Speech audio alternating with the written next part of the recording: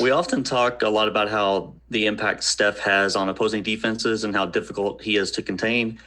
But I'm curious, from your perspective, has he revolutionized the game more than anyone since you've been a part of the NBA?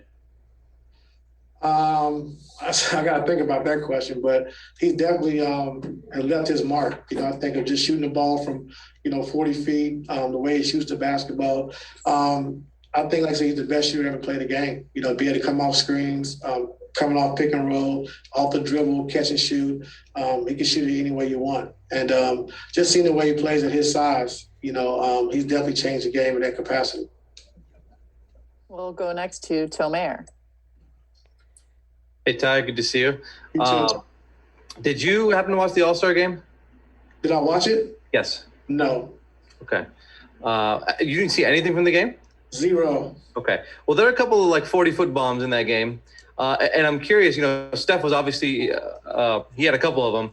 But how has the game changed in terms of defending guys who are now shooting, what used to be 25-footers now are 30, 34-footers? Is that tougher? Is that a shot you're willing to live with? How do you deal with that kind of shot? I'm living with it, but I don't think a lot of people are living with it.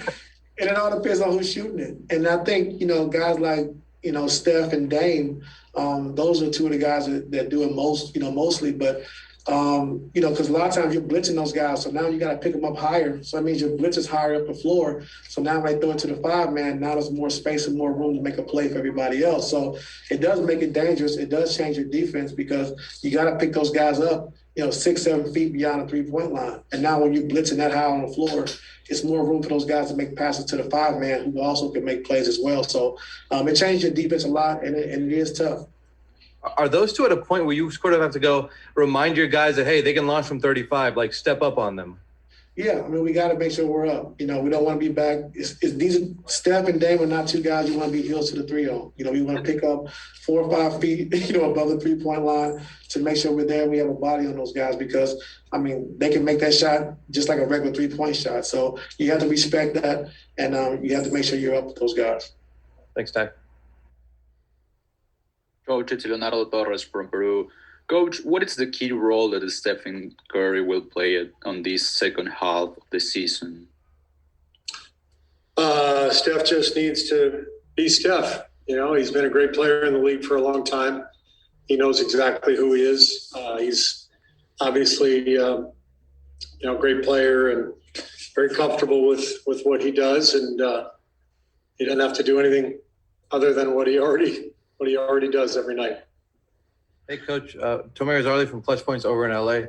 I'm just curious, and I know this is kind of a loaded question, but, Ty was talking about how Steph has changed the game for defenses when you have to pick guys up 35 feet away from the rim.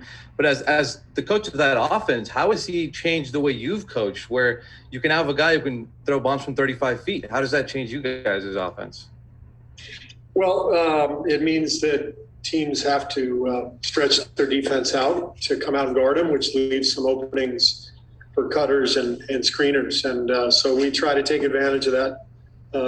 Steph and Draymond have developed an amazing synergy over the years, and Draymond leads us in assists. So we have a kind of a unique way of playing with our power forward handling the ball all the time and our point guard running off screens. It's different, but it's unique to who we are and to what our personnel looks like. And that's all any team tries to do, is take advantage of their personnel and find a style that fits and suits them.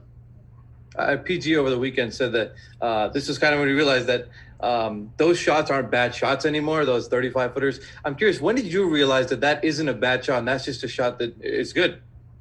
Well, there's a famous shot of me on the sidelines in my first year coaching where Steph, against the Clippers actually, dribbles about 72 times around his back through traffic and shoots a fadeaway 28-footer, and I'm on the sidelines like this. The camera caught me, and right about that time, I realized that's actually a good shot. So it took me a couple of months. Thanks, Coach.